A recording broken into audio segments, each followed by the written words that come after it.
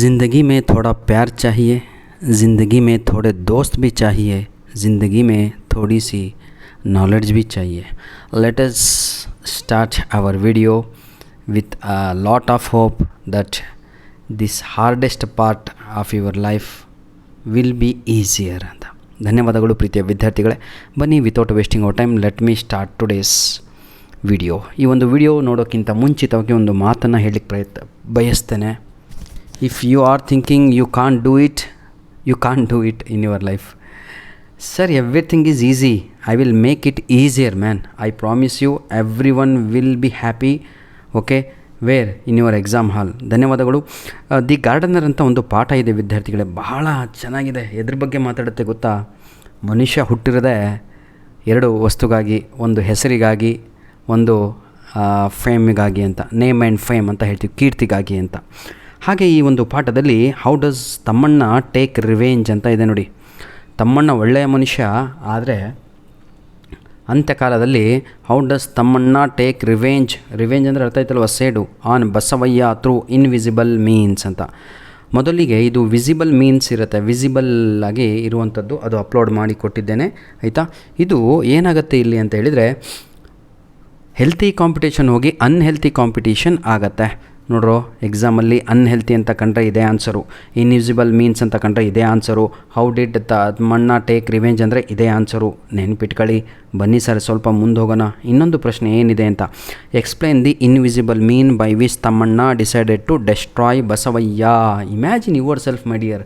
ಬರೇ ಮಾಮೂಲಿ ದುಶ್ಮನ್ಗಳಾಗಿರ್ತಾರೆ, ಆದರೆ ಯಾವ ಲೆವೆಲಿಗೆ ಹೋಗುತ್ತೆ ಅಂದರೆ ಡೆಸ್ಟ್ರಾಯ್, ಅವನನ್ನು ಮುಗಿಸೇ ಬಿಡಬೇಕು ಅನ್ನೋ ಲೆವೆಲಿಗೆ ಹೋಗ್ಬಿಡ್ತಾರೆ. ಇದೇ ಪ್ರಶ್ನೆ ನೆನ್ಪಿಟ್ಕೊಳ್ಳಿ ಆಯಿತಾ. ಇನ್ನೊಂದು ಪ್ರಶ್ನೆ, what invisible means did Tammanna use to annihilate Basavayya completely. ಇದು ಸ್ವಲ್ಪ ಸ್ಟ್ಯಾಂಡರ್ಡಾಗಿ ಕೇಳುವಂತಹ ಪ್ರಶ್ನೆ. ಅವೆಲ್ಲ ಪ್ರಶ್ನೆ ಮಕ್ಕಳಿಗೆ ಅರ್ಥ ಆಗ್ಬಿಡ್ತಾವೆ, ಪಟ್ ಅಂತ ಬರೆದು ಬಿಡ್ತಾರೆ ಎಂದು ಸ್ವಲ್ಪ ಇಂತಹ ಪ್ರಶ್ನೆಯನ್ನು ಕೊಟ್ಟು ಮಗು ತಲೆ ಕೆರ್ಕೊಂಡು ಅಯ್ಯೋ ಇಸ್ಲಾಂ ಸರ್ ಇದನ್ನು ಅಪ್ಲೋಡೇ ಮಾಡಲಿಲ್ಲೋ ಅಂದ್ಬಿಡ್ತಾರೆ. ನೋಡ್ರೋ, ಅನ್ಹಿಲೇಟ್ ಅಂತ ಹೇಳಿದರು ಇದೇ ಆನ್ಸರು, ಇನ್ವಿಸಿಬಲ್ ಅಂತ ಕೇಳಿದರು ಇದೇ ಆನ್ಸರು, ಡೆಸ್ಟ್ರಾಯ್ ಅಂತ ಕೇಳಿದರು ಇದೇ ಆನ್ಸರನ್ನು ಬರೀರಿ. ಬನ್ನಿ ಸರ್, ಆನ್ಸರನ್ನು ಪ್ರಾರಂಭ ಮಾಡೋಣ, ಹೌದಲ್ವಾ? ಇಂಪಾಸಿಬಲ್ ಅಂತ ಬೇಡ ಬಿಡಿ. ಬನ್ನಿ ಸರ್, ಆನ್ಸರು ಹೇಗೆ ಬರೀತೀರಾ ನೋಡಿ.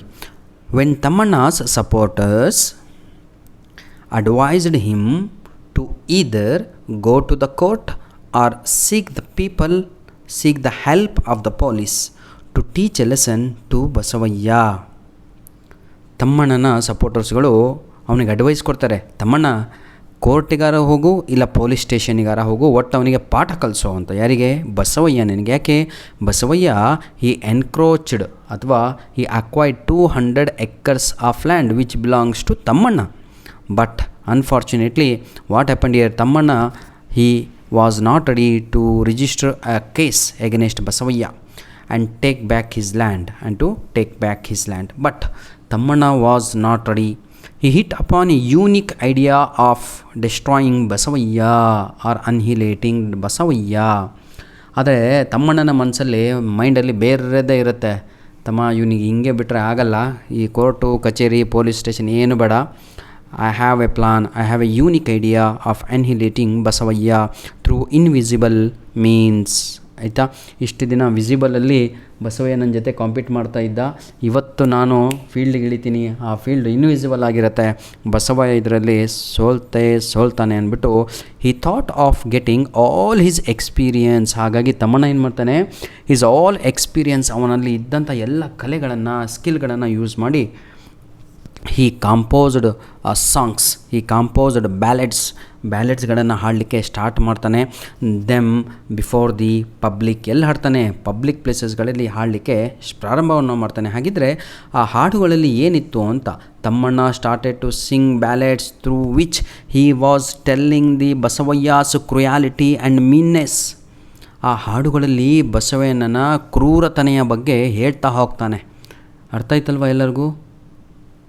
ಅರ್ಥ ಆಗತ್ತೆ ಎಲ್ಲರಿಗೂ? ಅವನ ಹಾಡುಗಳಲ್ಲಿ ನೋಡಿ, ಈಗ ಒಂದು ಹಾಡು ಹೇಳ್ತೀನಿ.